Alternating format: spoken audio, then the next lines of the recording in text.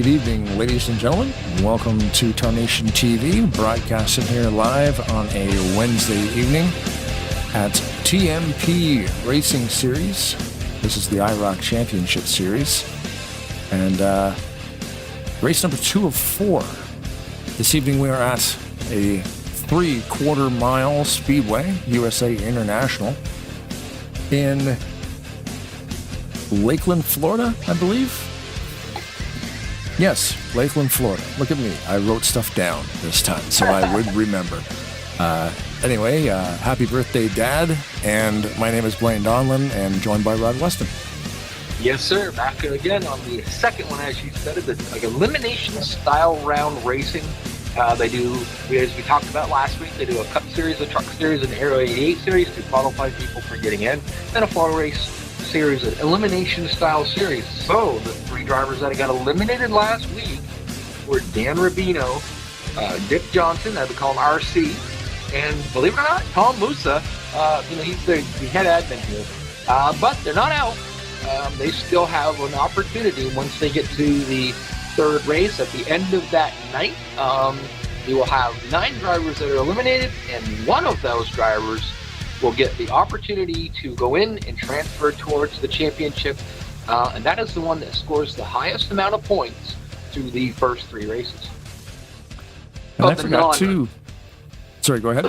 As of non-qualified drivers, that is. Right. I forgot, too, this is a GNS physics. Yep. Which means the cars are heavier. Heavier, they don't have as much power. And remember, there's a tire rule over here. Yes. I believe, I think we should ask Tom. I forget. I might have to jump out real quick and just ask him. Yep, go for it. Last week we had an 18 tire rule. So let me go find out from Tom what we've got for a rule, and I'll be right back. Awesome. As you can see here, we're looking at the points as of right now. John Wall won last week, collected 25 points there, 7 points behind him. Rich Knappick and Tom Goodman in 3rd.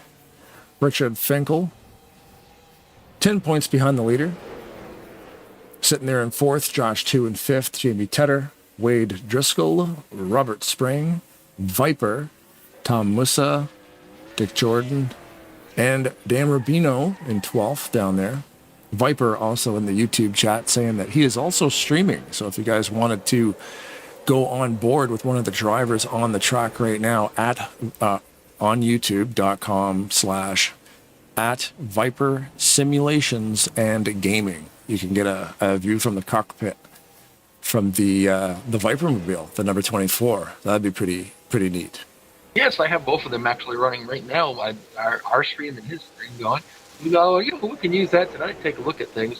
But they do. They are allowed 18 tires tonight. So they start with the race with the 4 sets of tires that they have on the car, and they are allowed to use, let's see, we've got to do some math here, 14 more tires. So, and there is that one little hitch in that, is you only can change tires under a green flag condition. There's penalties if you change tires under a yellow flag condition. So it makes for a pretty interesting kind of race. Different strategy. Yeah. Very unique way to operate too. Not all leagues are the same, and everybody's got their little tricks, and that's a pretty neat one. And I mean, as a driver too, that's, for me, remembering to shut tires off under yellow would be probably causing me some penalties. I'm like, oh no. I race with these guys. I usually do race with them until, like I said, the AISR Open Series started up, and then I went over there. Unfortunately, I'm missing that tonight and the next 3 weeks, but that's okay. I think the first 2 races or 3 races I ran over here with that rule, I got caught because I just forgot all about it. And normally, last year they did where they still had a tire roll, but you could change them, at your leisure per se. But you still could only do, I believe it was 10 tires. So this year they decided, let's throw a real twist into it and only do it under green flag conditions. Penalty is you have to go around. This is the rod rule. You have to go around. You have to cross the start-finish line under a green flag condition, and the next time by, you stop and you do a stop and go penalty. You got to remember to turn your tires off with that too, and go, and then you're fine. You've served your penalty. If you do not do that, and you are found that you didn't do that after the race, they will review it, and then you will concur a 1 lap penalty. So, you can go out there and do that, win the race, and actually finish the last car on that last lap because you didn't abide by the rules. Right. Yeah, a lot of post-race, investigations going on to make sure everybody abide by the rules. But yeah, at the end of the race, of course, they're always the points we show are always unofficial. I just noticed something. They've got the wind turned on this evening. The flag is a moving. It's not straight out. No, really fine. If you put her up to 70, that thing definitely would be perpendicular to the track. But that's kind of neat, little bit of wind. Drivers, to your cars. And I just noticing in the broadcast where they're getting everybody situated in their cars right now. I noticed in the broadcast we have Dave Little in the house watching tonight with us. We also have John Wall, last week's winner, in the chat, not here tonight. He decided it was more important to go bowling tonight. Well, bowling will be there. Racing's more important. Yeah. Especially after winning, But you know what? It's like you said, it's an elimination style too, right? So does that still, because he won, does he lock himself in? No. There will be 3 drivers eliminated tonight, and those are the 3 drivers out of the 9 drivers that are still in the chase. 3 of the lowest finishing drivers tonight will be eliminated. So that only 2 will be eliminated because 1 will already be eliminated due to the fact that he's not here tonight. Gotcha. Oh, okay, interesting. As we roll off. John says no bowling, stuck at work. So. Oh, that's way less fun than bowling. Yes. A pretty good camera pack here, too. I was looking through these camera angles, watching these guys run all these laps. They were out here practicing for a while. We got some pretty cool camera angles out here. So whoever put this track together did a real good job with the camera pack, too. So that's always nice to see. So just remember, nobody's really running for points, per se. They're all running to finish ahead of each other. But should they be eliminated, then points start coming into play. Mm-hmm. Richard Napick on the pole. Looks like Tom Musa on the outside pole. Now remember, he is one of the drivers that did not make it. So now he's out here racing for points to try to be the top dog out of the 9 guys that are eliminated. So starting up near the front, that's pretty good. Jamie Tedder takes over the 2nd spot. He was on the bottom. Doesn't look like there's a really good high groove here. This is, like you said, this is called USA Speedways. I believe it might originally have been called Five Flags. Could be wrong, but I think originally it was called Five Flags Speedway. And I don't think it exists anymore. I'm not sure. USA International. So this would have been a real track. Yep. In Lakeland, Florida. Yep. And it's exactly 3/4 of a mile in length. But man, it's wide. Look at how wide this thing is. Like you could probably 8 cars across if you stacked them up in the corners there. Jamie Tedder takes over the lead now. Not kind of uncommon to see Jamie just bolt out front and go, but he is very, very good on his tires. He's a fairly smart strategist kind of guy. So, but he wanted to get out front and want to make sure that he is out there because, like you said, if 2 guys are going to be eliminated, then it's going to be down to 6, and the next week we eliminate 3 more. Then we find out who the lucky guy was that made it highest in points in the last race. We go for the champion. So in the last race, how many drivers are going for championship? 3? Be 4 drivers. 4, okay. 3 drivers. So let's just say if we were in the last race and it ended right now, and Jamie Tedder would be in the lead, Richard Knapp would be 2nd, and the 3rd. Well, obviously he's not in there, so you're the 44. Bino's not in there as well, so it would be Tom Goodman. So we've got some of the guys that are out of the chase at this point, still up there run up front. Well, those 3 drivers would be the 3 drivers that made it to the chase. They'd be, the guys that are going for the championship. Then Tom will sit down and he'll do his math, and whoever out of the rest of the 9 drivers that did not make it, whoever gets the most points through this 9 race, the first 3 race series, will be the guy that transfers into the 4th spot. Now, John Wall says he's going to have to point himself in for the night, but he's going to be at a bit of a deficit over some of the other guys. So I wouldn't be surprised you'll see John Wall come back here next week and put another W on the belt, give him some more points. That's the thing too. It's only a 4-race championship series, right? So I mean, missing one race is a big deal. You know, it's not like a 20-race series where like, okay, you missed one. This is a big deal with only 4 races on the clock.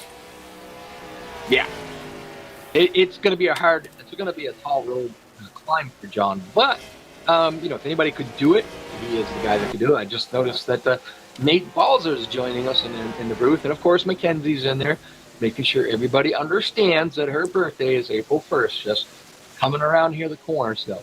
Oh, cool. Yeah, she's an April Fool's baby. Nice. Yeah, it's my dad's birthday today, so happy birthday, Dad. 72. Wow. Mackenzie's looking forward to her birthday every year because we always go to Japanese steakhouse. That's where they come out, cook everything in front of you, and cool. Throw things at you and all that. It's kind of fun. Yeah. Interactive dinner experience. Yep. $400, please. Yeah, it's about. It's like going to the movie. Like if my wife and I want to go to a movie, it's going to cost us like, $70 because it's $12 or $13 for the ticket, but then they charge you like, $30 or $40 for concessions sometimes. It's wild. I'm like, well, we know where they make all their money. It's on that popcorn that apparently is worth its weight in gold. Yeah, and you got to have it. We go to Costco and get like the night out ticket where you basically pay $30 for 2 tickets, which is fine, but then all the concessions are included in that. So that's pretty rocking. Like it's not just like a $4 coupon. You're legitimately saving like $20. Oh yeah. And that'll pay for gas because, of course, as we all know, that's really expensive now too. Yeah. $1.80 a liter. Last week we went caution free. Yeah. We did have some episodes on there that people kind of getting caught for speeding. A little bit of dust up, but nothing too major, nothing that brought out a caution. And unfortunately, I think that's like for Tom Musa. He was one of the drivers last week that just got kind of tangled up in a situation that ended up getting him a lap down. And being that the caution never came out, he never really had the opportunity to try to recover from it. But like I said, with him currently running up there in the 3rd position right now, that'll help him out. That'll help get him them points that he needs. But as you think about it, John Wall did win. So he went out and got the max points that he could. We led the most laps, everything the first week. Granted, I'm not sure if they have provisionals. That's something that would help him for sure. But I wonder though, in such a short series, like I don't know if they would run provisional. Yeah, like I said, I'm not sure how that part of it goes about. But either way, Tom's doing what he has to do is try to stay up there near the front. As he loses one position, Cabino, as Dan Rubino there, that he was one of the other drivers that didn't make it. So these guys are they're out there points racing. They're not concerned about these other guys. They want to be the guy that gets the most points tonight. As always, thank you everybody for watching on YouTube, subscribing and commenting and doing all that stuff. And of course, thanks to TMP for having us. And a lot of fun. I mean, Rod, you kind of sealed this deal, the TMP series. Yeah, I raced over here with him, and I've been racing with him for quite some time, off and on. And I saw an opportunity I wanted to show them what we could do. So we did a race for them. They liked it so much they decided they wanted us to come back and do their championship series race on the Aero 88 side of things, and then give us the 4 race for the championship series. So that was pretty cool. I love to do it. It's a great group of guys. Love racing with them. Any of you guys out there that are, you don't necessarily have to be the best drivers in the world, whatever, but you want to go to a league with some good group of guys where they have a lot of fun and do some challenging racing, challenging strategy racing. It's not as easy as just going out there and race. You really have got to use your strategy over here. And I really like their track selection, and now that these guys are in cahoots with SMO too, right? Like they've always had really unique track selection. Like I'd never seen this track before, and look at the race we're watching right now. It's fantastic. Same with last week. We ran a race, the whole thing under green flag conditions. It's excellent track selection. Very kind of like tracks that aren't very popular, but man, they put up some good racing. Like the thing next week is Trenton, and that is, like we talked a little bit about it last week. It is a very unique track. It's a fun track, but it's a very unique track, and just a little bit of difference, a little bit of everything. They kind of just want to give it a good balance. Of course, the only balance they missing would be a road course in it, but I suppose when I say that, some of the guys will be like, hush, hush, hush, don't give Tom any ideas. Yeah, Suzuka was a cool one. I like that East Loop at Suzuka. That was always a fun little one. That's a short little road circuit. There's a lot of really cool ones in here that have popped up over the years. Looking at the chat, we have one of the guys that usually drives over here. That's Rubino. That is Dan Rubino's younger brother. He races here off and on. He's kind of a part-timer. Depends on what he's got going on. But him and his brother was the one that ran Hobo Racing. I don't know how many years he was in there. He can tell me, but for quite some. And then they finally decided that, they'd done it long enough, and they handed the reins over to some of the other guys that ran over there. And so Hobo Racing is still going there. Was it Top Dag Dragster, Andrew Miller, doing the broadcast for them on Tuesday nights? Yep, we're in competition with him because we broadcast at Maverick, so no shortage of broadcasts, no shortage of racing. It's all fun and games, and we're all having a blast. We're on board right now with Wade DeDriscoll in the 78. Look at that gap in that wall. That's pretty wild, eh? That access road for the emergency crews. It's like you could, that could cause some problems coming at a turn, what is it? Going into turn 3, I think, right? Yeah. If you kind of cut out there a little bit wide, yes, you can flip it. One of the tracks that was a certain version of the track was known for having problems was one of the gateway tracks. It had that opening, and you'd come off the turn 2 just a little bit tight to that wall, maybe grazing it just a little bit, and the next thing you know, you'd be on the infield because you'd hit that little jet on that wall and it would knock you out. I don't believe this one would get you too bad by going down by it, but I definitely don't want to try to put your wheels out there in that opening. Yeah, because if you clipped that there, you'd be getting shot back down, that's for sure. So far, so good. So far, Jamie Tedder's out there, just a little under 4-second lead over Richard Napton. Dan Rubino, he's in the 3rd position. Tom Musa has dropped back to 4th, as we said, and Rich Finkel's now in the 5th, and rounding out your top 6 would be Viper. You can see Viper racing if you, like he said, go over there once in a while. Here I do keep going back and forth, and I can see him just right behind Richard Finkel, who is working on trying to get past Tom Musa. Where is Finkel on my list? There is Finkel at the top of the list, right there. Position number 4. Who does the car paints? I believe we've talked about the. Maybe we haven't actually. I can't remember. I think I'm not 100% sure, but I think Roger Neville is in tonight, but he is in as the sitting admin again. Keeping track of tires and such like that. Him and his son Aiden do race over here, but they didn't qualify to be able to race in this due to the fact that they didn't have enough races in. The reason for that is if they had the allotment of races, they would have been able to race in it. But they would just kind of try to keep it down to the guys that are fighting for the championship.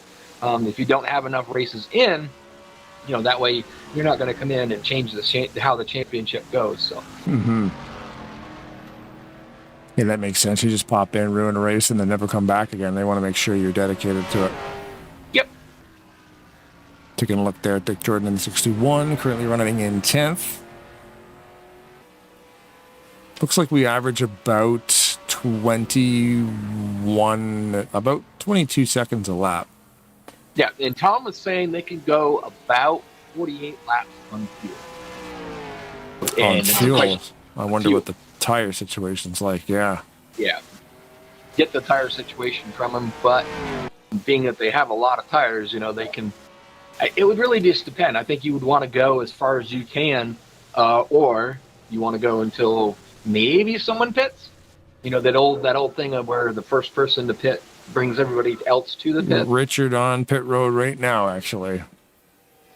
Getting right sides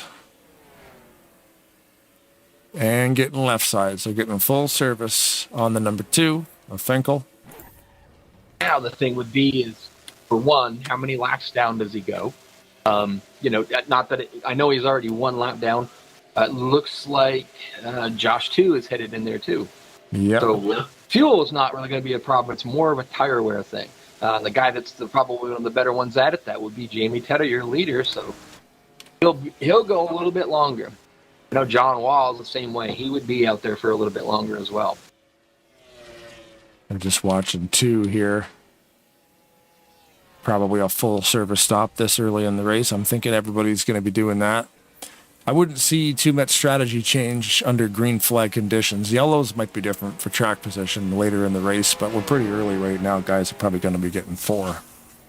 Yeah, and then and fuel. Usually they just do fuel under a yellow flag condition, just to, depending on how long ago they pitted, whatever. Sometimes it's you'll do it because you'll go in and grab fuel because you're low, or you want to go a little bit further on this set of tires. But, you run out of fuel.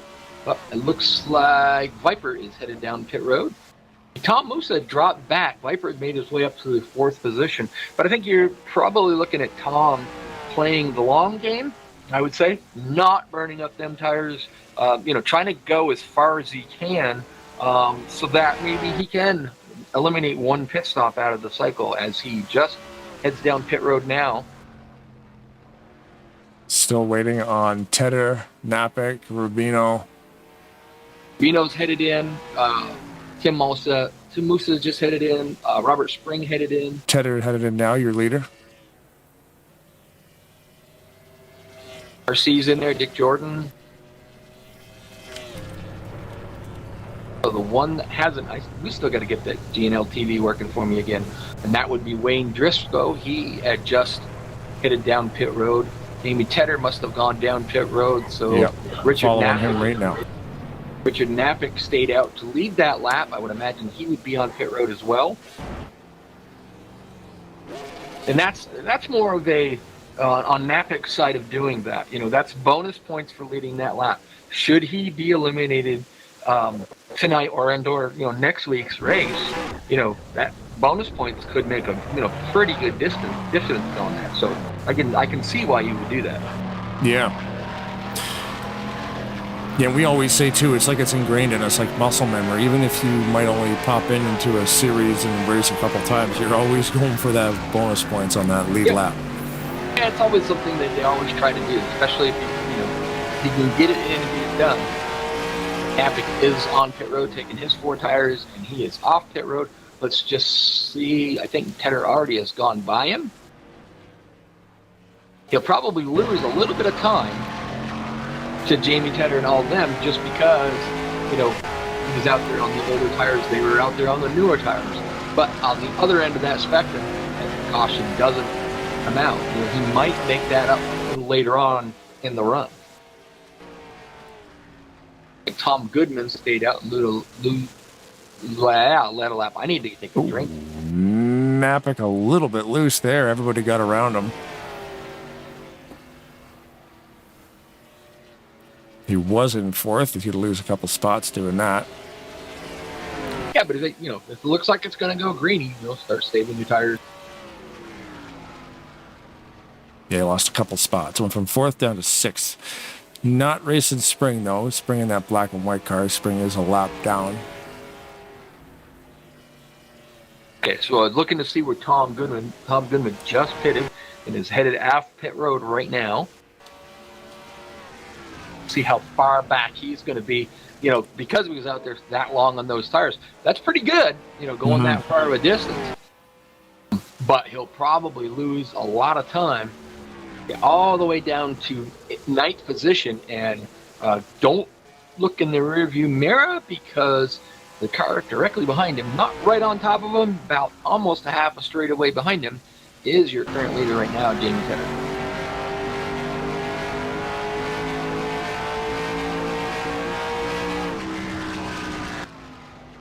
Just reading comments, guys are,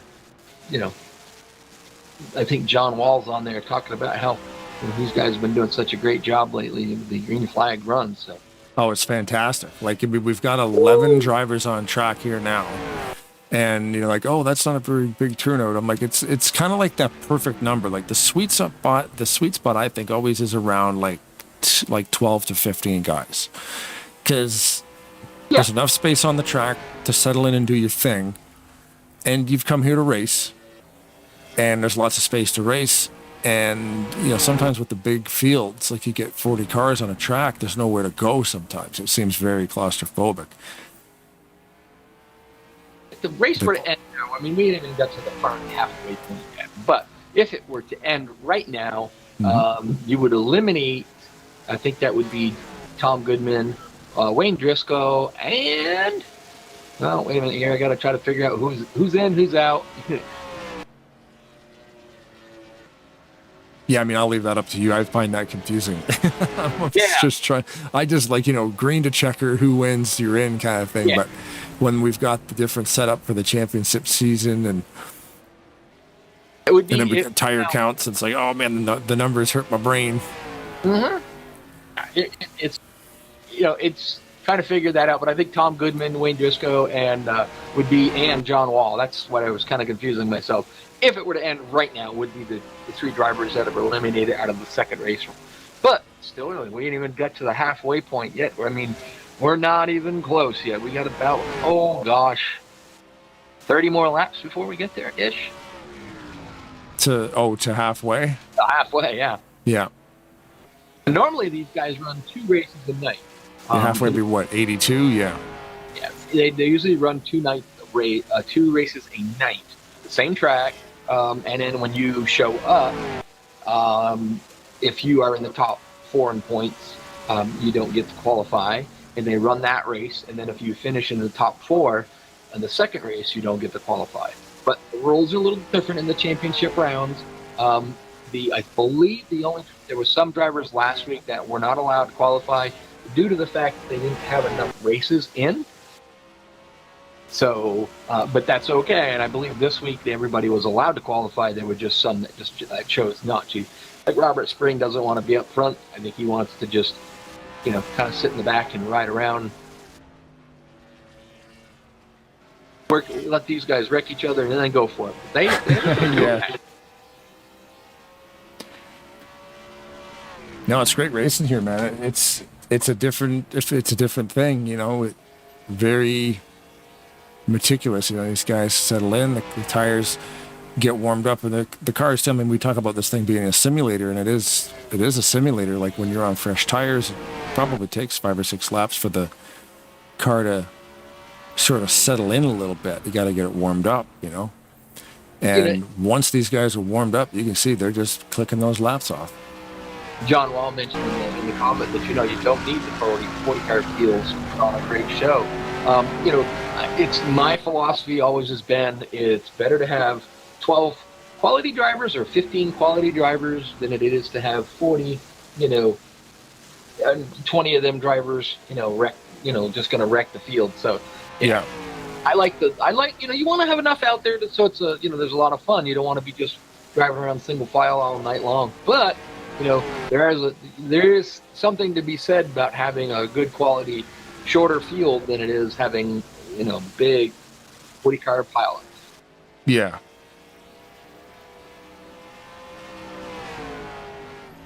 But the fact that many people can show up, at any given night of the week, we're always going to get at least a dozen people out here. Sometimes we're maxed out. Like yesterday at Maverick, we were maxed out. They had, I think it was 8 or 9 extra people. They had to go to the secondary server to knock out qualify to be able to get into the actual main event. And that's Las Vegas. It's not even a super speedway. And that's phenomenal numbers, especially on a Tuesday evening. It's, it's a 23-year-old game. And here we are, One of the drivers that are in our chat there was in there last night, didn't fare that well, and that would be Dave For Little. the record. Yeah, he had Man, yeah, there was some big accidents last night. Holy moly. There was one wreck, I think, got like 20 to 25 cars involved in it. yeah. Oh, Goodman just tagged that wall. That might open it up for Tedder to get underneath him and put him a lap down.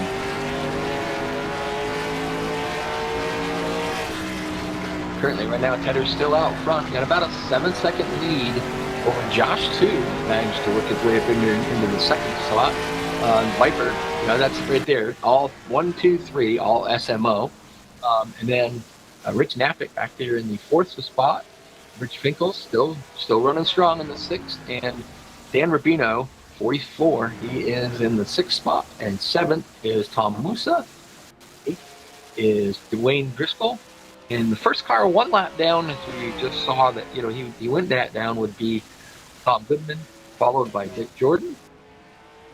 And Robert Spring currently running in the last position tonight, though. We gotta put a fire under him and get him back up there. Maybe he's got some up his sleeve. Maybe he's pulling some crazy pit strategy that we don't know about. Oh, we've seen him out there trying to go as far as he could with tires. Yeah. Hang on.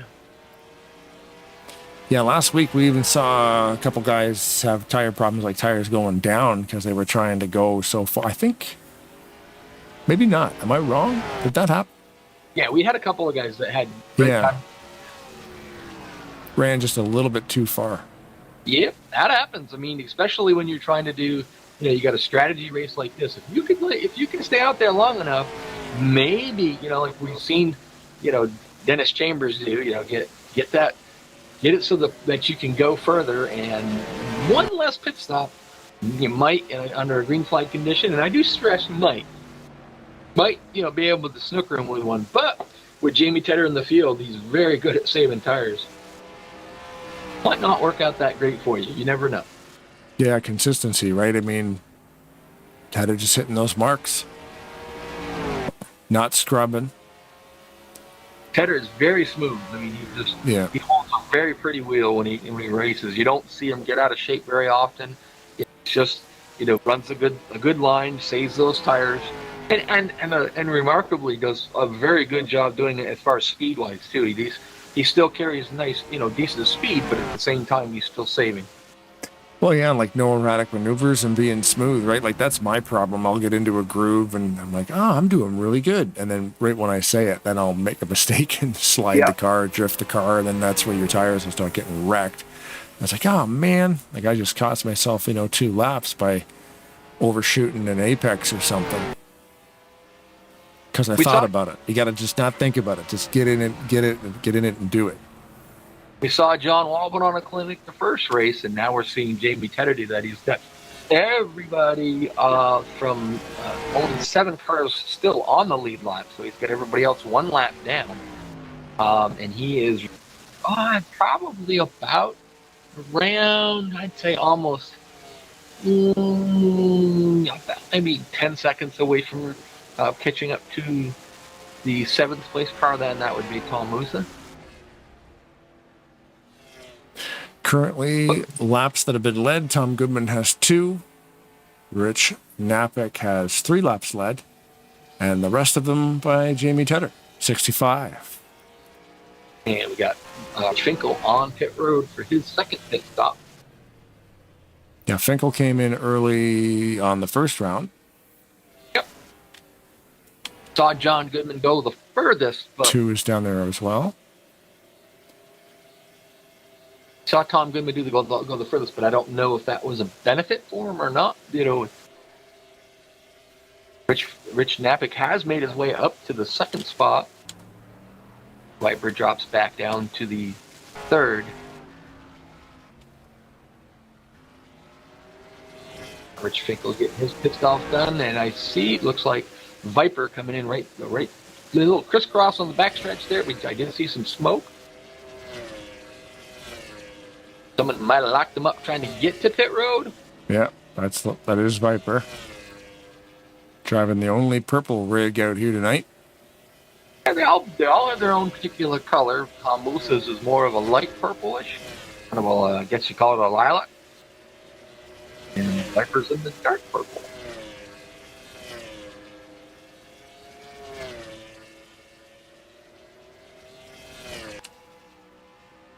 There's Musa in the 4, in 4th position. Josh 2 has pit twice. Fenkel has pit twice. We're waiting on the rest of them. He's making his way off from pit road.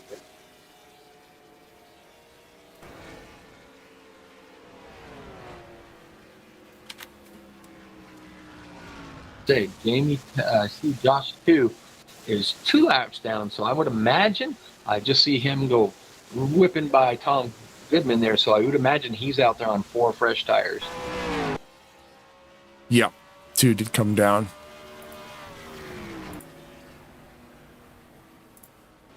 See Robert Spring on the high side going around Richard Napick. He as well is taking tires, so that's the thing, is when to take them. Sometimes taking them early, you get out there, you might be able to make up some ground. It's just whether or not it's going to help you, in the long run of the race. Who knows? We've seen Rich Finkel pull in a little bit early. We know that's what something he's been doing all night, but it pays dividends at the beginning. But when them guys come back out with fresher tires, is it a strategy that it's going to pay off? Especially on the last stop of the race. Like if we're getting 30 to 40 something laps per pit cycle, that last stop is a big one, because if you're able to cut that in half, you can drive that car as hard as you want and you'll be fine, because you won't need to nurse it for a full run. If you get to the end of it and you still have 4 tires, that would be it'd take a little bit longer on pit road, but I would probably want to go for the 4 tires. I would imagine that would be much quicker than putting on 2. But if you only have a short amount of laps, throw 2 on there and throw some fuel in it. And, see what you can do if you can go out there and get yourself a win. Currently, right now, we only have 4 drivers on the lead lap. So Jamie Tedder is just kind of, showing these guys, making this his own little show here. And how there's only 2 of them on the lead lap, as everybody is starting to head down pit road to get them tires. Yep, currently riding along with Jordan in the 61. So Jamie Tedder's on pit road, Wayne Driscoll's on pit road. You'll see Tom Goodman is staying out again. He's unlapped himself. Let's see if that plays enough where he can come around and maybe get back on the lead. He is the only driver that has stayed out and has not. I believe you have that information. I don't believe he's got his second pit stop in yet. You asked about Goodman? Yep. Negative, has not pit a second time yet. Drivers who have yet to pit: Jamie Tedder, Rich Napick, Tom Goodman, and Wade Driscoll, and Robert Spring has not pit either. Everybody else has already made their second stop. Yes. They have. Yeah. Tedder has made a stop. It just hasn't registered on their Untitled TV yet there. But oh, did he? Okay. Right now, Rich Napick is in the lead. Tom Goodman's about a little over 7 seconds behind him. Driscoll to the pits now as well. That might be a drive-through for speeding. I did see him come down there earlier, but there again, it can come in a little hot too. So it might have been a pit infraction of maybe You're missing right. the line or something. Yep, it was a drive-through. Richard Yeah, Napick. well, it could have been speeding, missed a commitment cone, pit too early, pit too late, all that kind of stuff. So Rich Napick has made his pit stop. But the only one that has not pitted yet is Tom Goodman. He's out there on the older tires. Robert Spring on his way in as well. Could work to his favor. You never know. But when Jamie Tedder is just under 7 seconds behind you and coming, That's the thing, late in the run, our last pit stop or two, he is clutching really early. We're riding on board right now with Tom Goodman in the 33. He's cutting that engine going into those turns really early, halfway down the straightaway. So he's got a strategy in mind, possibly to get one less pit stop out of it. So far, I mean, you think about it, it's been working somewhat. What I mean by that is he is getting into the lead. He is leading laps. So if his strategy, falls through, it falls that way in a way he was hoping that it will go, maybe he takes one less pit stop. He's out there, he may be on old tires, and maybe they might run him down, but he might have enough of an advantage to where he could possibly, sneak a win out of there with one less pit stop. That would be a wild. Yeah, there goes Tedder there. Moose is coming up behind him. Moose is just trying to get himself back on the lead lap. Goodman's just, he's out there on older tires. There's not a lot he can do about trying to hold these guys back. Yeah. And he doesn't want to, because you could risk the chance of getting spun. But he's kind of running the high side, but he's got his own little strategy going. We'll just have to wait and see how, if it does pay off. I've seen stranger things. As we say that, he's headed down pit road now. The way he flips the clutch into the turn, is that probably making the car rotate a little bit better too. He just kind of clutches it from halfway down the straightaway till he enters the corner, and then he gets back into the power again. So it's almost like he's throwing the car in there, and then it's more of a fuel thing, but I don't know if possibly, I mean, over the course of a long run, the fuel thing. There's 74 laps to go. We're past the halfway point. We know with 74 laps, there's going to have to be one more pit stop for fuel at least. And where they could go, you've seen him go 45 laps each run.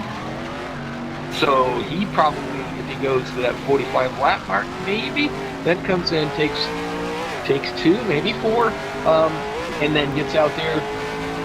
It might work out for him. You never know. I mean, unfortunately for him, the way it's coming out, once everybody gets back to even queue, I guess, the same amount of pit stops and stuff, he is unfortunately one lap down. So, I mean, if he can do it, if he can make it all the way, that would work out really, really good for him. Yeah, on a shorter track, that helps. Of course, the last time he did this, he looked in the rearview mirror. About half a track behind him was Jamie Tedder. Now, it's the distance is, a lot shorter. He's about, I wouldn't say a half a track, but I would say about a quarter of a track. Jamie Tedder's not that far behind him.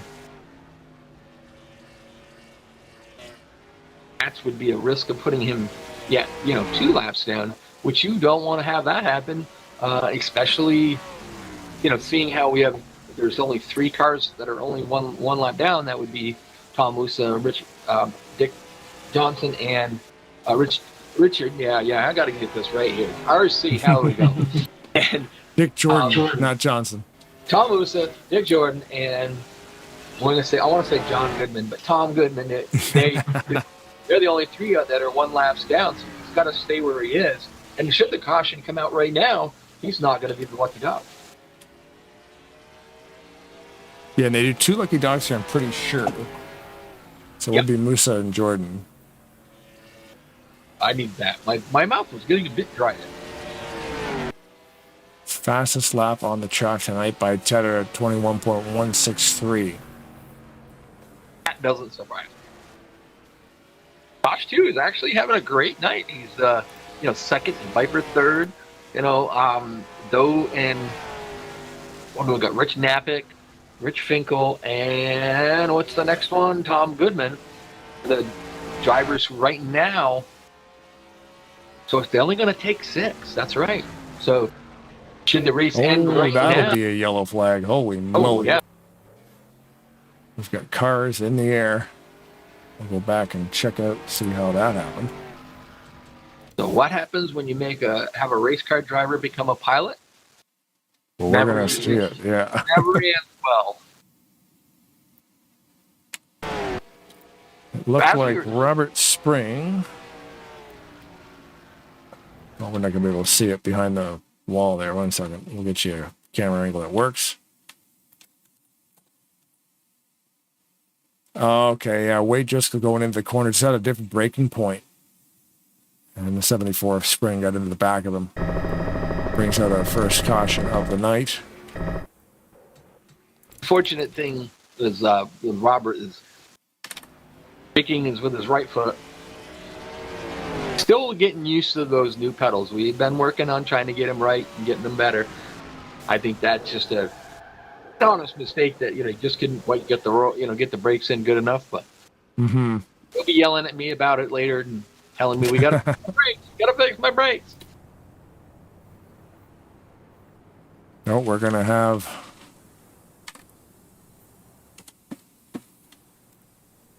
Of course, we're going to have some pit stops. But remember, we're only going to have pit stops for fuel or damage repair. Right. Yeah, they cannot take tires under yellow here. So everybody that's going down pit road now, they're just trying to put themselves on a little bit of a different strategy. Maybe they can go a little bit further, or with 63 laps to go at this point, you're not going to get Jamie, Tedder, and them guys to come in because really, they'll go as far as they can to get tires and then make that pit stop. The only advantage that you would have is if you pulled in here now, I'm not sure, what was it, around lap, somewhere around 85 when they last pitted. They're probably about halfway through it. If they decided to elect to do the 2-tire stop, it would be quicker. You know what I mean? And they may only have to take a little bit less fuel. So Musa goes around and gets the lucky log. Gosh, I tell you, it's been one of those days. He gets lucky dog, so he went around to pass the pace car to come up behind the field. Well, as we talked looks about like before, single file. I just noticed they're doing single file restart. Oh yeah, they don't do double file restarts. I never realized that because we've never had a yellow yet. In this entire series, the last 2 weeks, this is the first one. So, and it took us 102 laps to get there in this race. Yeah, it's the same thing, which is cool. Double file restarts are cool, but it is also a headache for admins because they have to clear the black flags. Pace car makes a trip down pit road. Or just let the game do it. RC, Rick Jordan, and is that behind him there? That looks like Tom Goodman, but unfortunately for Goodman, he is a lap down, and same with RC. So, Goodman hit the fence again off 2. Hard tire squealing. See, I'm thinking about the pitting under yellow and getting fuel only, and then having to make green flag stop for, less gas and tires. It's, could lead to less time on pit road. Could also lead to less mistakes too, because sometimes the pit crew can mess up. Yep. No, one of the lug nuts is stuck. Or one of the air wrenches jammed, like he'll say something like that. Or a problem with the gas can. And then, if you're not taking gas, you can't have a problem with the gas can. Yeah, but the other thing is, though, if you have, let's say you do, you're like your Tom Goodman, we're just going to say, hit the fence, you got a little bit of damage. You pitted, so your fuel guy can get in and get out, fill it up, and he's out, he's away from the car. That means one more driver can go over and start, panning out and fixing that damage. It might be a little bit more beneficial for that in that case. So it looks like we're back under yellow again. Pit are closed.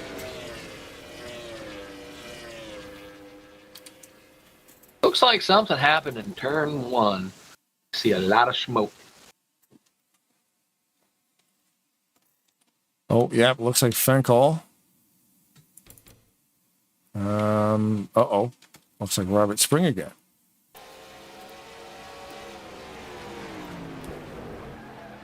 Driving into people. Almost very similar to the last one with Wade Driscoll. It was just a different breaking point, and Robert just tapped him, and around they go. So that'll bring out yellow. Now, the penalty for, causing an incident like that, basically, you have to hit the second time by, do a drive through the pits. And I don't remember if they make you speed. I think they make you speed a little bit, just so it puts you at the end of the longest line. Right. Tarnation TV live tomorrow night, Talladega Challenge over at Rolling Thunder Gaming. Of course, FRM will be doing the commentary over there. Seth Cole and Kyle Matthews live over there around 8:50, 9 o'clock-ish. That is when they end up going green. And of course, nothing going on Saturday this week. Open Speedway. Monday Madness. Last Monday's, the final Monday of the month is when they do their Monday Madness. So, of course, the March race, we'll be covering that on the 30th. And they go live at 10. And then we're back at Maverick next Tuesday from Richmond. And, of course, back here again with race number 3 of 4, the IROC Championship Series. Watch these guys do this again. And, of course, you can see there on the right, upcoming special events. April 4th, the End Gun Violence. That's a tribute or a memorial race to Canon Hinnant. Brian Wolf organizing that event. That'll be a big one they run at Fluid Speedway, which is a retexturing of Michigan International Speedway. Awesome track. Michigan's really cool. And of course, April 18th, Team Elmo 200 memorial race for Joey St. Amant. That race organized by Kelly Causey. That'll be a big event too. They've already raised over $3,000 in donations there. The Canon race also will be doing donations as well. Of course, when you're watching those live events, you'll see QR codes on the screen so you can link right into the donation pot. Well, that just seeing that the Joey St. Amant Memorial race, that means I'm gonna have to say our birthday dinner for my daughter and my sister is probably gonna have to be on the 11th. Which could be a night you may have to get somebody to come in and help you over to ASR. If they're back running by then, because I might not make it back home in time. Oh, yeah, no problem. Yeah, we'll see what we can do. But I don't want to get to that Kelly Causey race, because he's been talking to me a little bit about it, so I know he wants me there. So I'd rather be there for that race and miss, one of the ASR races just because. Yeah, that's a big one, yeah. Yeah, apparently word has it already, over $3,000 raised, and it was the baseball team, the Shuckers, the Biloxi Shuckers baseball team got together and generated $3,000 already. We haven't even come close to starting that race yet, and they've already raised a ton of dough, so that's always cool. We've raised a lot of money the last 3 years for that. The record was over $4,000 one night, because he does a lot on the back end with the ALS Association to set up a donation site, and then we actually put all the cars on the website. So if you want to buy a car, but it works at a bid style. So yeah, I want to buy, say you want to buy, say Grant Wesley's racing in that race, and you want the 88. The only way you can get the 88 is to outbid the current bidder on the 88. So the whole race is just snowballing. And that's how we were able to generate so much money. It's like, I want the 88 for $10. And this goes, well, I want the 88 for $13. It's like, well, I'll bid 20. I want the 88. And it just keeps going and going and going. So by the end of the race, it's pretty awesome how they set that up. Yeah, and then, all that money goes to the ALS Foundation. So very cool. Kind of watching, Jamie Tedder's just, I think I just saw him go by here a minute ago. I'm riding with Josh too right now. There's a pretty good little race going on with him and Rich Napick. Yeah, and, I was focused on that too. Yeah. The thing of it is they've still got to be smart about how they go about this. Now, is it important that Napick beats him up and Jamie? 2 on the way. Yeah, 2 heading to the pits already. So that's kind of very close. That's going to be about 48 laps. So I wonder if this goes green, as Josh 2 is this his last pit stop? Yeah, I think so, because it's 164 laps. This is the start of 117 right here. I think if he's getting full service, he's going to be able to make it. long as it goes green, I think he is. That's his plan for for it. So Yeah, he's getting full service, of course. So jam as much fuel as he can in there and 4 brand new tires. He'll be able to drive to the end. Of course, that's a full run on those tires. yeah, and we've seen people not go that far, but you know what I mean. Everybody else is still going to have to pit as well. So it depends on when they do it. He might be able to make up a little bit of time being out there on the fresher tires. We know Jamie Tedder's out there probably about the halfway through the run on his. So it might work out for him. Then again, it may not. It depends too. But the advantage he would have if he was able to get back on the lead lap, which he is currently right now, it knocked him down to the 9th position, 1 lap down. Short tracks it's not that hard to go a lap down and under pitting. And at least if he can get back up to the, a lead lap cars, he might be all right. Just reading some of the YouTube comments. John Wall, fuel now and do more stops under green to get the tires. Oh, that makes sense. Now he's just got to, if he wants to pit again, he won't need fuel. That makes sense. Dave Little mentions, I wish the paint shop worked inside the game. Well, it used to work. But yeah, it doesn't with certain mods.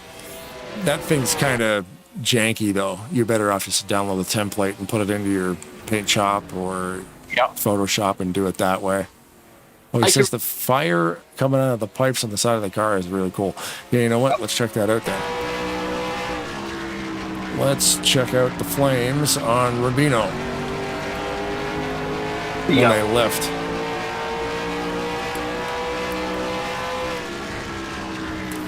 Yeah, but the funny thing about it is if I was out there, you wouldn't see flames. Yeah, because you don't lift? I don't lift enough to get flames big enough.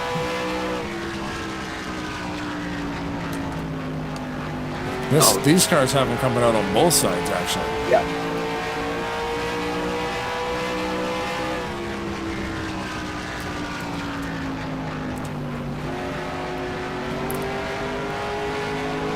It's a very cool mod.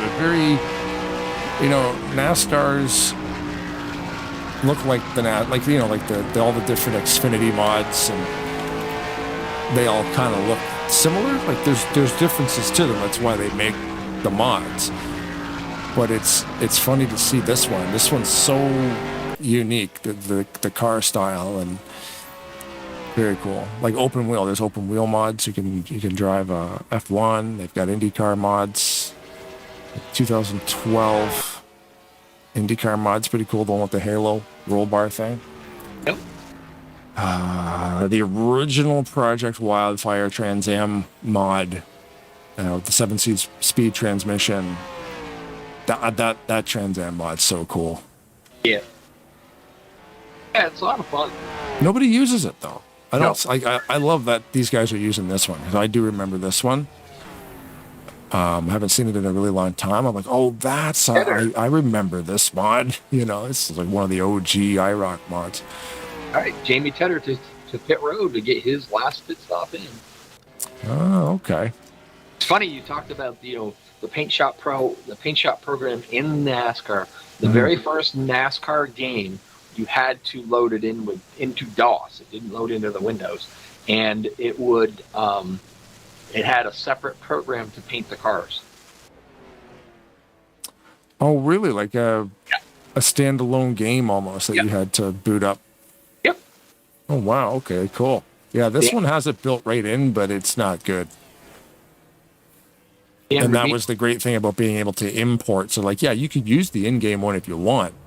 But if you also want to do it in your own art program and then bring it in, that works too, which then allowed people to crank up the resolution. They just doubled the resolution of it, or triple the resolution if you want it. The game will crunch it down and make it fit.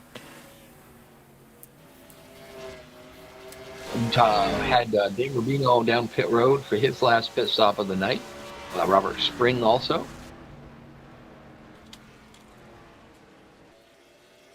Richard Napick is still out there. He has yet to make his last pit stop. Currently, right now, he is just under 3 seconds ahead of Tom Goodman and Tom Musa, who's about just under 5 seconds back from him. And that's the only 3 cars that we have currently on the lead lap. And there's only 3 cars that have led a lap. Rich Knappich with 8, Tom Goodman with 7, and Jamie Tedder with the rest, 115. Rich Knappich headed to pit road for his final Musa stop. is also on pit road. Everybody's kind of in that window now where they go down pit road. They will definitely be able to make it to the end. 2 being the one that pitted first, so I'm wondering how well those tires, if he decides to go the entire way, if those tires will be able to withstand all that distance. Yeah, right now he's currently in the 5th spot. He is still 1 lap down with Knappich coming in. That's going to move him. Let's see. Going to see that. So Tom Goodman's still staying out. What's this? Jamie Tedder back on pit road. Tedder, you say? Yeah, I would have thought that he would have. That was his last pit stop a minute ago. But Well, he just got tires? What did he... yeah. Thought he had pitted earlier because now he's 2 laps down. Yeah, he got 4 tires. Mm-hmm. Huh. Not sure there. I thought he pitted not that long ago. So shows to me that Tedder has pit 3 times. No, sorry, 4 times. He just updated. So Tedder has 4 pit stops tonight. Everybody else is now, like we've been seeing drivers coming and going in different intervals here. So in the next, I would say probably 4 or 5 laps, we'll probably get a better read on exactly where Tedder sits. He does have 115 laps led tonight. He's been dominating this thing, currently in 8th spot here as we watch him right now live. 3 laps down, though. 3 laps down, 8th spot. Tom Goodman is on pit road now, and that should hand the lead over to Josh too. And he's got, say, Rich Finkel is about 1.3 seconds behind him. Yeah, so Tedder 2 has unlapped himself. He's coming around now to take the spot from Goodman. So he'll grab that spot right now going down the front straightaway. Goodman, you can see him in the back there sitting on pit road. So next time by this stripe, it'll update and 2 will be in first. I wonder what happened to Tedder. I mean... Yeah, that's got me baffled because now he's currently 2 laps down. Are you able to back it up and see sure. if you can find out what was going on there? Because it shows me he's only pit 4 times, which makes sense. But something... Well, I'm wondering... Comes down pit road on lap 127. Okay. I wonder... So only 15 laps ago. Maybe he missed his tires. I'm watching right now to see what happened. I don't know if it's that or maybe he got caught speeding and tried to stay out for 3 laps just to see if, that the caution can come out and then he'd be able to serve that penalty. No, he didn't take any tires. So I bet you what happened is he probably pitted and had unchecked his tires for a yellow flag pit stop and forgot to check them back on. Right. Went back out just to go as far as he could go, hoping for a caution that might have helped him out. Because in 3 laps later... That makes sense. Yeah, because if that's the thing here, you would set your car to never take tires because you wouldn't want to accidentally take tires under a yellow flag condition. And he forgot to tell his pit crew to put tires on and got fuel only. And then had to come back in for rubber. But currently, right now, a month. Yeah, we are just about 20 laps to go. Josh is out front. Rich Finkel in second. Richard Napick in third. Then you got Tom Goodman, Viper, and fourth place is Tom Musa. And that would still, if the race finished the way it is right now, even with Tedder 1 lap down, he would still make it to the next round. Right now, Okay. it's going to be the top 6. You got Tom Musa in 6th, and you've got Dan Rubino in 7th. So that would technically would move him up to the 6th position as far as finishing wise, as far as the guys go through. So he would still, as long as RC doesn't get by him and it like it does now, he'd still make it to the next round.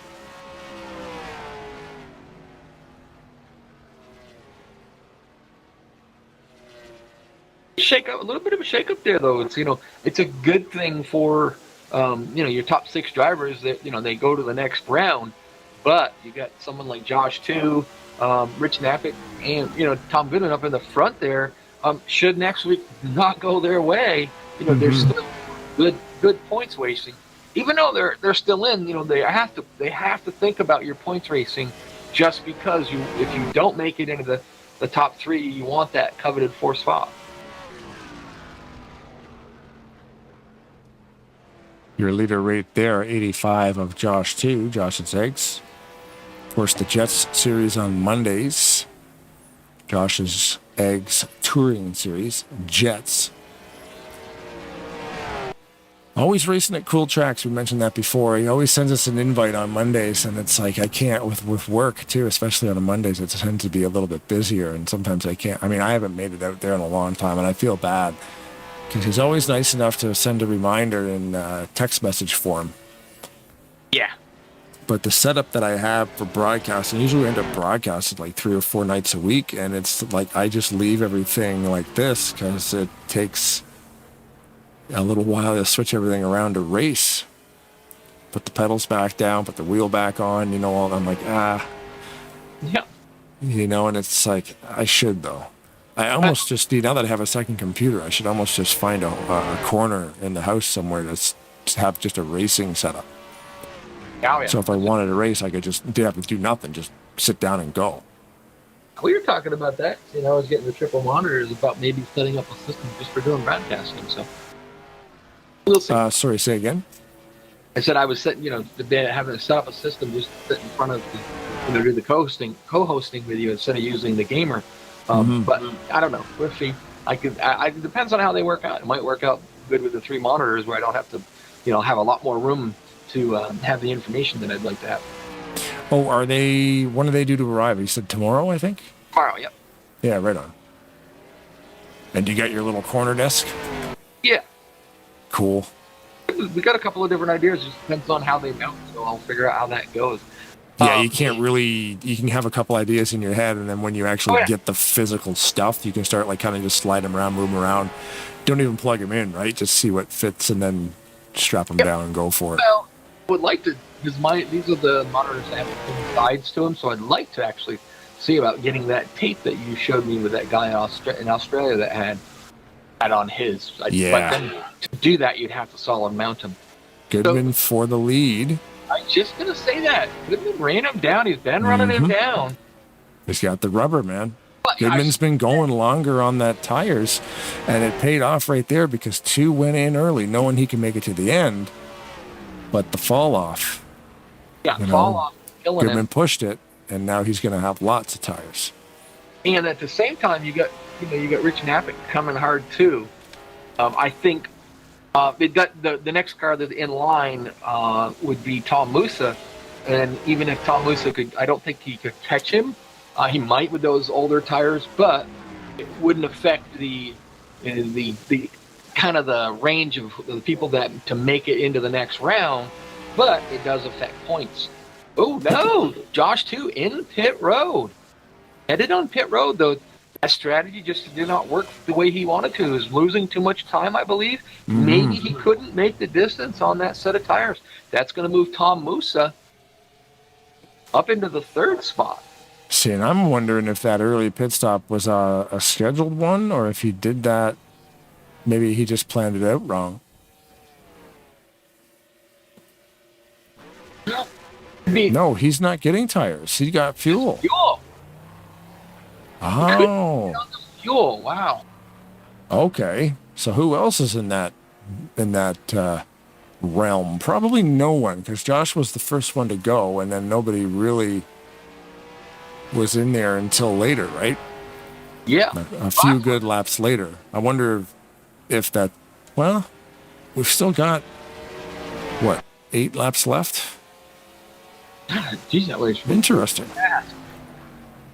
I'm just watching him now to see where he comes out. So he's going to come out, as of right now, he's going to be in 6th. But Jamie Tedder is like right behind him. We know Tedder's got 4 tires, since the last time he pitted. Is on a tear. Viper's kind of kicking him, I guess you'd say, keeping him honest. Mm-hmm. Tedder's still 1 lap down, so is Josh too. Kind of keeping my eye on that 5th spot, or a 6th spot right now. Tedder gets by him on the low side. Trying to, yeah.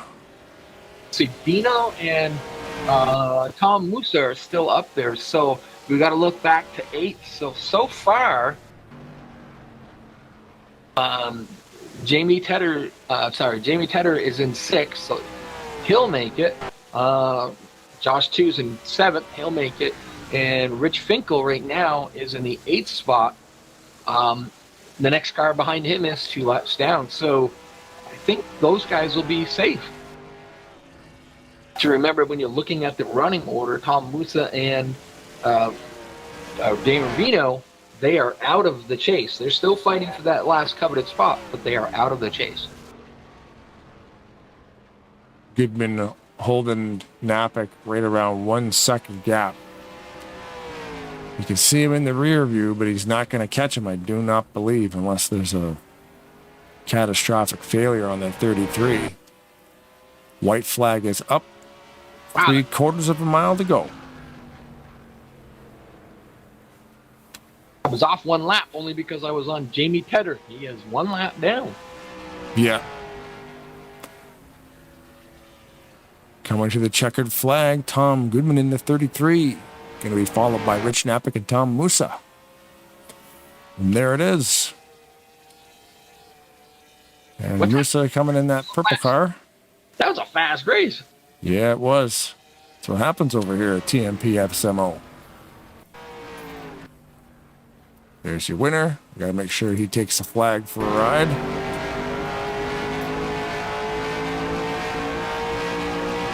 Let's see. So unfortunately for the night, I think that will take that will be Robert Spring out of the. That'll take him out of the chase. And it will take out Wade Driscoll, and the other car that will be taken out will be John Wall, because he was a no-show for tonight because of work.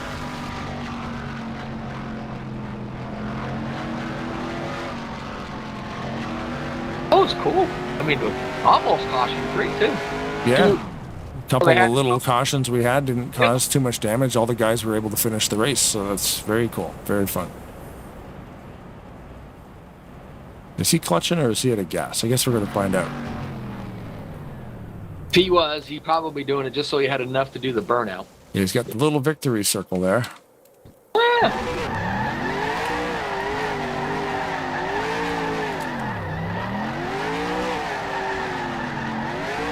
Where's the car? I can't find it.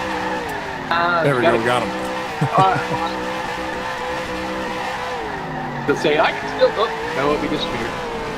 Now I got messed up with the drone. I got stuck up in the air. I couldn't. I'm watching that TV1 and I've watched him about 4 times. Just disappears in the smoke. Yeah.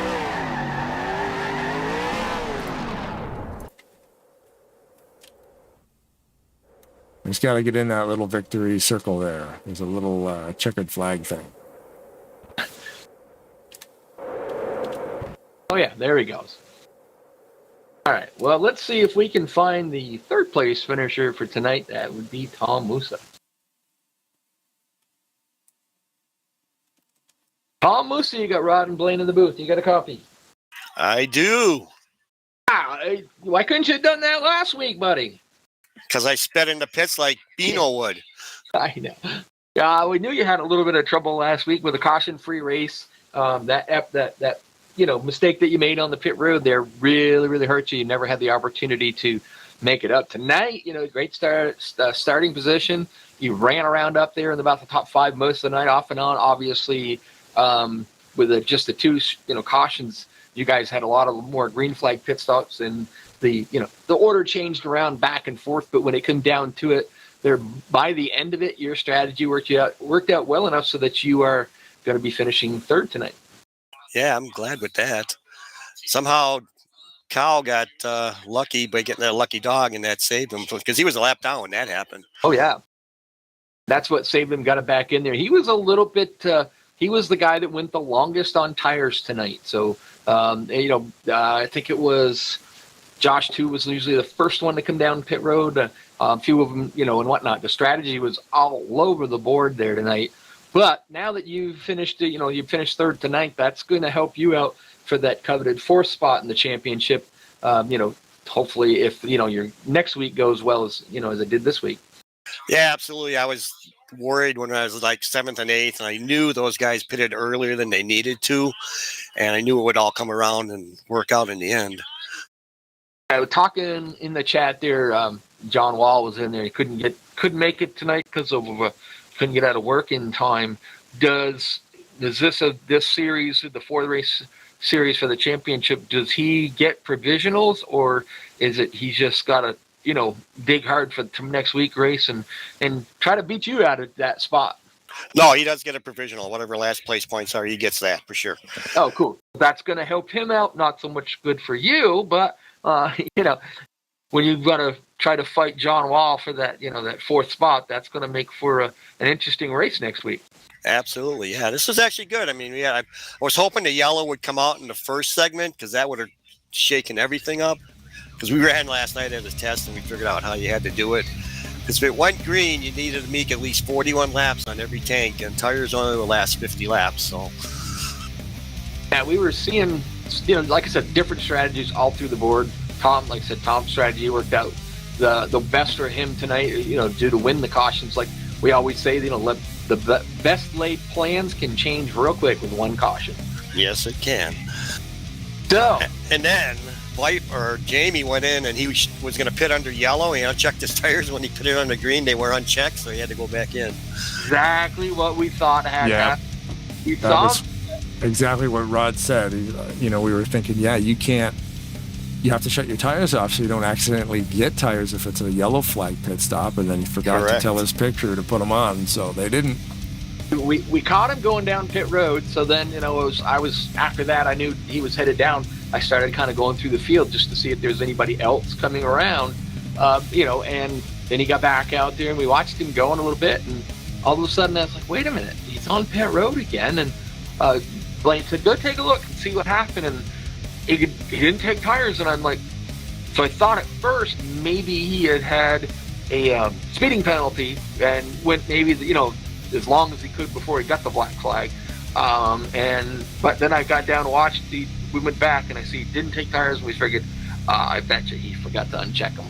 Yeah, he was running away with this thing, and then one mistake, that's all it takes. That's why the tire rule is kind of cool. Yeah, but he's still in, he's still in the championship. They just gotta, he's got to do a little bit better next week. And of course, with John Wall there, that's going to be that'd be a struggle for him to win. Both of them guys are pretty competitive against each other. Of course, the first race, John just put a clinic on him. This week, I thought, he was putting a clinic on the rest of you guys, and of course, he made that one mistake. But Blaine, do you have any questions for Tom? The tire count is a neat thing. I've seen some other leagues do it. Do you guys ever go crazy low on that? Like 18's enough to get you there, but you ever drop it to like 12 just to see if it causes some chaos? No, because I think that would just mind blow everybody that's out there. When I do the setup, I do it so, it's a pit stop and a half, and your second pit stop is usually 2 tires as far as the tire wear goes. So I kind of figure that out before we send the races or tracks out. Right, so there's almost like just like 2 extra ones, like just in case you get it in a rack or spin out or something. You've got that bonus set. And 2 tonight would not have helped you, because if you went a full run, you were within 2 laps of going red on the left front. So I thought it was a good race overall. Oh, great. Fantastic race. Yeah, like we were talking to in the broadcast there, like we'd been here for 2 races, and it took 1 full race and 155 laps or so of this one before we had our first yellow. Yeah, we're doing really good, I think. 200-300 laps before we had a caution. So, and then the cautions that did happen didn't ruin anybody's night. It was probably just a tire stop. Yeah, exactly. Right, so well, congratulations on your 3rd place finish for the night. We'll give you an opportunity to thank anybody you'd like to. The floor is yours. Thank you. I'd like to thank you guys. You guys do an awesome job. Thank you. My wife, and I'm glad Roger's back out here helping again, and hopefully he'll be running with us next year. I think he's got the bug again. So that's a good thing. And if you get to son Aiden running, that'll be awesome. And all the guys that are out here, we all race really well. I'm still trying to figure out who got knocked out tonight besides John Wall. I know Wade did. Yeah, Wade did, and probably Rich. Let's see. No, it would be Wade and, come on. I can't do it. I'm not in there. Hold on. Is Robert, Spring, and Wade. Oh, you're right. Okay, yeah. So Rich is still in. All right, cool. Yep. Rich, basically the top 8, were there. You were in the 3rd spot. Bino finished 4th spot. You guys were already out of the chase. Right. So all the way to, the driver that finished 8th was going to be it, and that is Rich Finkel. So. Cool. Yeah. Thank my wife, because she puts up with my crap down here. And you guys do a great job. So thanks for doing this for us. All right, well, thanks for having us come over here and do it for you. Looking forward to next week. We're at Trenton, right? Correct. That's a fun one. That's going to be an interesting one. That will change up a lot of things. It's a fun track, but it's not as easy per se as one of these tracks like this. It's got a little bit more different corners, different straightaways. It's kind of fun. Yep, 10-4. All right, congratulations on your 3rd place finish for tonight, and keep scoring them points so you can make your way into that championship. I'm working on it. Thanks, Tom. Thank you. Rich Napick, you got Rod and Blaine in the booth. You got a copy? Yeah, I got you guys. I'm just looking at your picture. Is that what you look like? Holy crap, you're an ugly dude. No. I like the bike, bud. I like the bike. It looks good. That's an oldie, man. 1979. Yeah, that's a beautiful bike. So, you come in, you let a few, Tedder was kind of sneaking up the show there for a minute. Your strategy kept bringing you back out towards the front. It's just unfortunate that Goodman's strategy for the night wasn't working. We were watching him kind of do what he was doing, and then finally we got a caution, and it got him back on the lead lap. He, from that point on, I would say, used the best strategy and was able to, go out and get the win. But you were right there with him. Not a bad night for you. Even if you don't make it through next week, you're probably got the most points above the guys. So, all in all, not really a bad night for you. No, like I said last week, it's not about winning. It's about finishing where you need to, Going into Trenton next week, I don't remember. I've raced there with you guys all. I remember racing you guys there. I mean, how competitive do you feel you'll be at that track? Yeah, that's a good track for me, too. Yeah, I have a lot of laps there. Just like you. Yeah, I've had a few of them there with you guys, but yeah, that's good. And so you're just going to go out there next week and, try to finish, obviously try to finish in the top 3 of the drivers, of the 6 drivers that are going to go for it. But with, the last 2 races, I would imagine, you're up there good in points. So, at least you'll have that to fall on if something, doesn't go quite your way and you don't quite get there in that top 5 out of the 6 guys going for it. Yeah, it's good to have that as a backup. I was thinking about that with the points, and 2 seconds, that's a lot of points right there. Yeah. Like we say, really it's an elimination round, and you're really not racing for points. You're more racing to finish. But realistically, you have to points race just in case, So you take a look at John Wall. He goes up here, dominates the first race, wins the race. Can't make it tonight due to work restraints and stuff. And so now he's going to have to come back and, just race his tail off next week. And he does get, we talked with Tom there, he does get provisional points. But, if, for say you don't make it, you're going to be one of the tougher guys to take that fourth spot away from, just because you've had such a good run so far. Yeah, it's tough. Going to be tough for anybody to get those points. So whoever's behind me in points, they need to look and see what they need to do. So right now, Tom Goodman going into tonight was, second, one of the points behind you. Obviously, John Wall was the points leader. I would imagine, I don't know how exactly the points are done. Some people do it with the old school, 180 or 175 points for winning, 5 for leading a lap, 5 for leading the most laps. If it's done that way, you and Tom are going to be Goodman. They're going to be pretty close to being, the points leaders. Yeah, I'm not sure how they do it, but yeah, it is what it is. We'll see next week. I can tell you just by looking at that, actually. So John Wall got 25 points for the win last week, and he probably led the most laps.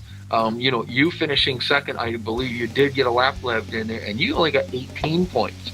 So Tom got a win. You guys are gonna. There's a really good chance that you're gonna be tied for points going into that last race. So you know what I mean. You're still good. Right. Yeah. But you finish in the top 3, you don't have to worry about the points.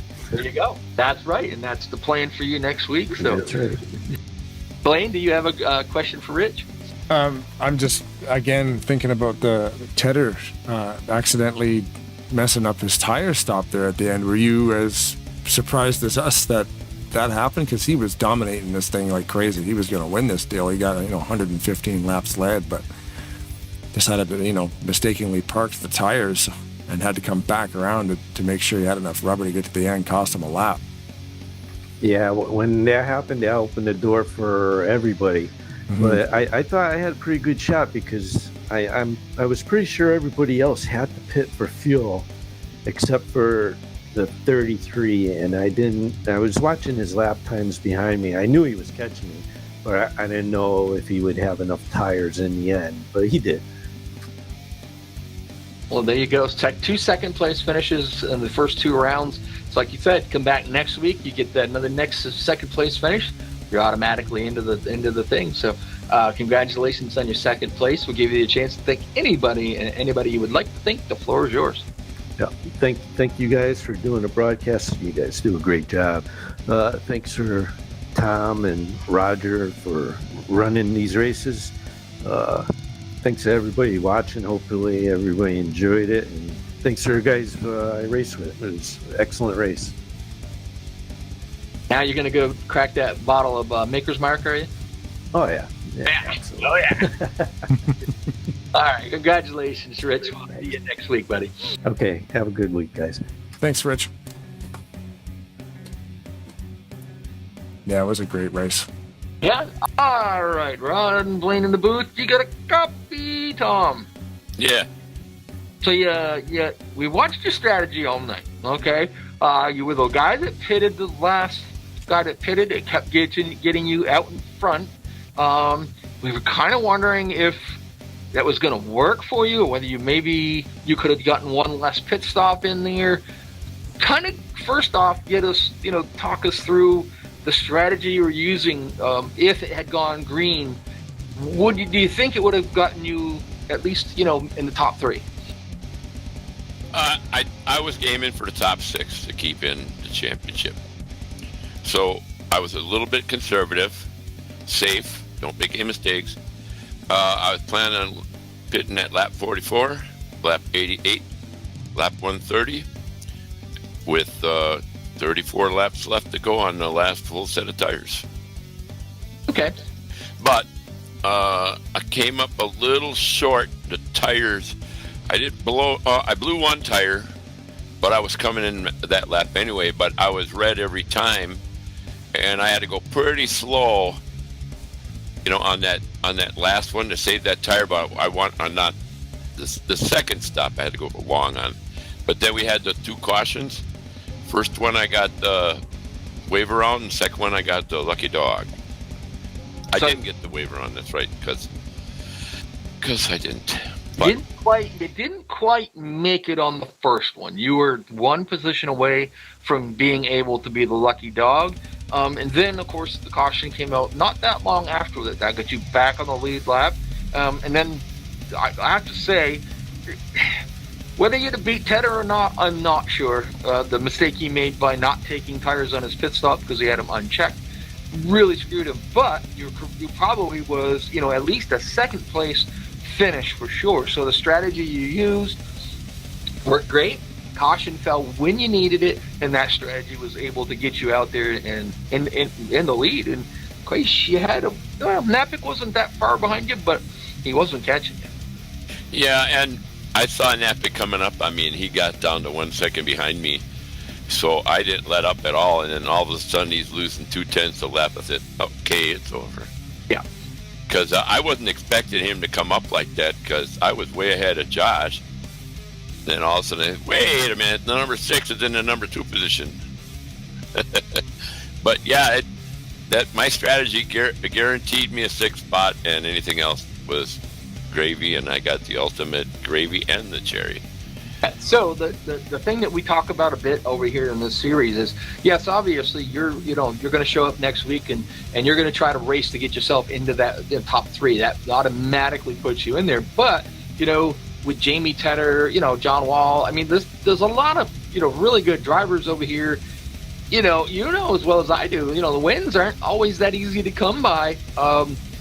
You might have to fall back on that points. Going into tonight's race, you finished 3rd last week. You got the win this week. Depending on, I know how the points work, but I don't. I think it's a point for when you lead a lap or something like that. But you'll be coming into next week's probably either tied with Rich Napik or one of you guys will be just maybe a point or 2 ahead. You guys are only a point behind. You're only 1 point behind Rich going into tonight. With John Wall not being able to make it, that's going to make you feel pretty good going into next week that, you may have to be doing a little bit of the math and maybe trying to keep an idea where, Rich Napik and possibly Rich Finkel is to, if you can't get in that top 3, getting yourself into that 4th position for the last round. Yeah, there are 3 drivers that are average better than me. And so I have to figure out a way to beat the slowest one of them to get in the top 3 next race. Not looking at points, I'm looking at position. I just want to be in it for the race at the end. So I'm going to plan accordingly. And I got to stay out of trouble. Like today, I didn't make any big mistakes. I lost it a little bit in twice in a turn. But other than that, drove well. And that helped. And a lot of practice. Yeah. That is something that I've always kind of said about you. A lot of times I'll go in when I'm racing with these guys, and I may turn, depending on the track, I might put in 10, 15 laps, maybe 20. And you're good. I sit there and I kind of just wait for everything to. Well, it's not all that's good either. It's the shoulder doesn't like me doing that for that too long. Well, yeah, but before the shoulder. Yeah. You didn't need any practice. You came on and. Much like Jamie and Wall, like 0 practice, come in, qualify 1st, 2nd, or 3rd, and then win the race going away 6 or 7 seconds, Yeah, but, the thing about it is we were talking about is I'll sit there and watch the replay and just go through something to do. And, you're going through and you look at the lap counts and, Rich Napik, he's done about 50 laps. And, Tom Musa, he's done about 60, and we're running two races tonight. They're going to be 60 lap races, and John Goodman, he's working on lap 200 in practice. You always put a lot of laps in. Now, do you practice a bit like offline? You know what I mean? Do you just come in on the night and practice, or do you practice even more as well on offline? I'd probably double that offline.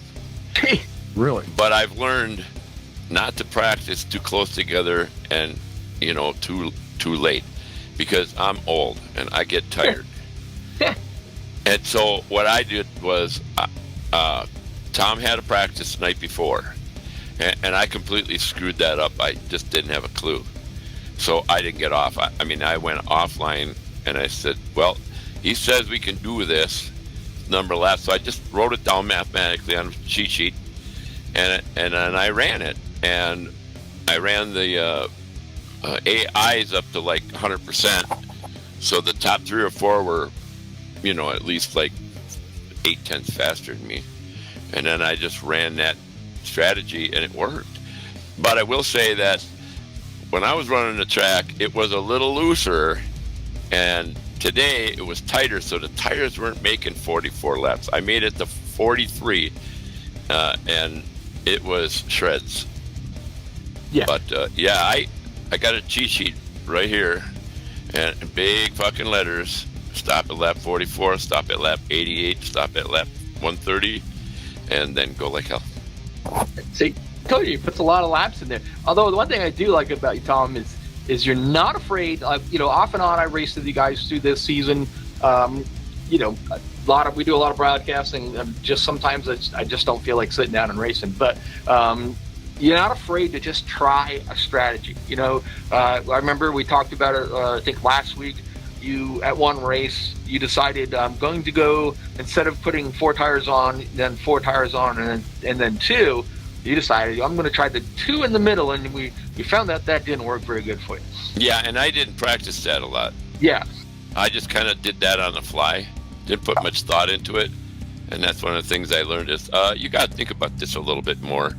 And as far as strategies go, Rich Finkel, I raced with him since 2011, and he was always like laid back, pretty much in the back, last third of the pack. And we call him a champ because he won the championship 2 years in a row. Yeah, he's real easy on the equipment and usually there at the end. If he's got the car that'll do it, he's there. Yeah, and he likes to stay out of trouble, and that's another thing that I learned. Better to be, back or in the rocking chair with a good distance between either and either, so you can react. Yep. So when I find that position where I'm at, I try to leave it there. Like when you're on the freeway and you got nobody behind you, nobody in back of you, you can relax and concentrate on your timing. Wayne, do you have a question for Tom? Interesting about the weight, like you'll go out and practice and find out exactly how long you can run on your tires, and like you write that down, like you said, lap 44, boom, boom, boom. Do you stick to that no matter what? Yellows come out, doesn't matter, you're not getting service until that lap? Yes. Once I decided that was the way to go, I didn't break from it. Now, if I would have had, a spin out or got wrecked, right, I would have had those 2 tires as a backup, but I didn't want to use them. And I noticed that most of the guys that were leading most of the race, they were pitting at lap 37, 38, and I'm going, oh, they're going to use all their tires. And I thought, well, that's my strategy is going to work out pretty good because I'm going to stop 3 times. That's it. That's a good strategy, and especially the practice laps do it, right? I'll join a race, practice 10 laps, and then just go and figure it out. But when you got a plan and the numbers, that's a good way to do it. Well, and the other thing was I figured out how to save fuel without losing much time. I'm running the race line on this one because where it turns yellow is perfect. Back all the way off the throttle and just give it a little bit and let the rear end kick out a little bit so it takes the pressure off the front tire. And I could still run 21.4 to 21.7 backing off that early and letting it roll. where I noticed that all the guys that were running fast, they didn't let off until it's time to hit the brake. So there's no way they're going to save fuel. And I did it. You know, when you qualify, that's how you run. And if you do it that way on the race, you won't make it but 36, 37 laps. If the tires hold out. Right, yeah, because then you're just flirting with disaster that fall apart too quick. And I didn't want to depend on that, you know, those last two tires to get me through. Because for one thing, I cannot compete with those guys on lap times. They're always going to be 2-3 tenths faster than me. They're just good at that. So I have to beat them on time on the track. Well, there you go, Tom. One mistake by Jamie and voila. Yep. There it is, yeah. It's going to be your winner for tonight. I believe that you and Rich Napick will be probably tied for points going into next week. So, like I said, it's not a points thing. You got to go out there and try to, get in the top 3. But points is something you got to always think about. So, congratulations on that. We'll give you an opportunity to thank anybody and anybody you'd like to thank. The floor is yours. Okay, just remember, I got to be in the top 3 next week. So, look at me next week and see if I make it. So, again, Tom, awesome job this year, running it alone. Very good series, good turnout. I'm so glad Roger's back and he's the official. And now we got somebody watching to let, if somebody asks a question like, how many tires did I take? You can answer it. And of course, you guys, great coverage last week. Love your fucking drone. That thing is awesome. And of course, my wife for letting me do this 3 nights a week. I'm retired, but she wants to do stuff too. So, yeah, and all the guys that I race with, I mean, Jamie Tedder, both this league and his, we have so much fun. I'm telling you, it's the most fun I've ever had racing online. And of course, Tom I've been with since 2011. And, the rest of the guys, Viper and Frankel and all the guys I race with, they race really clean, pretty good. Yeah, the races are always fantastic over here. You go that long, a full race last week, no yellow, and then another 50, 60 laps before. I can't remember. We had the math done. It was like 150 to 200 laps before we had a yellow in this series. So it's awesome racing, great drivers. Yeah, and it was kind of funny because the 61 car, RC, he was having problems, but he didn't cause a caution, which is amazing. And I think the 2 cautions were Bob. I know one of them was. And they were just fender benders. Yeah, they were just little fender benders too. He just, different braking points. He just got into the car in front of him. They just spun out. Probably needed fresh tires. And he does tend to run up on guys. He did it to me a couple times in practice. He comes in too hard. And of course, I'm in my fuel saving mode. So. Yeah. Well, there you go, Tom. Tom Goodman, your winner tonight. Got to put yourself, like I said, good place for points if you have to, and hopefully next week you can get, come out there another top 3, get yourself into that chase, and then I think it's California. You think you can get him at California to go and take this champion away from him? Okay, so Trenton, I'm meh. I'm probably maybe 5th or 6th fastest in a group, but California, I think I can do pretty well. There you go. If I can get to 3rd place in Trenton, that's a tough road to hoe. But if I get that, then California will be. I'll be excited. There you go. We'll be there. Congratulations on your win tonight. We'll see you next week, and we'll see what you can do there. Yeah, I'll be glad to see the number 33 Skull Bandit on the cover of the video. There you go. Hint, hint. All right. Good job, guys. Thanks, Tom. There he goes, Tom Goodman, number 33. Very good race. Yeah, very good, very good. Yeah, awesome run, too. That's cool that he's actually got those laps written down and he just hits it. He knows exactly what he's got to do. And then a mistake by Jamie put him in first place. That's just smart, thinking of, go ahead and think your strategy out. I can do this, I can do that. I mean, like he was saying, I come in, I don't turn as many laps, and I usually come in, we're doing this many laps. I grab the calculator, I finish, figure it out, and go, okay, well, I think that's what I'm going to do. I never really have a plan, but, it was good. He comes in with a good plan. Got a little behind on that, but it'd been interesting to see if it had gone green all the way. I really think he probably would have still finished probably in the top 3. But who knows? Just depending on how that strategy worked out. So, yeah, it was a good strategy, and it definitely, paid off. And like I said, a little mistake from Tedder, and he's got a podium finish, a first place finish. I got a quick little poke from Tom. Last race is going to be at Homestead, not California. Correction. I thought it was California, but yeah, Similar track.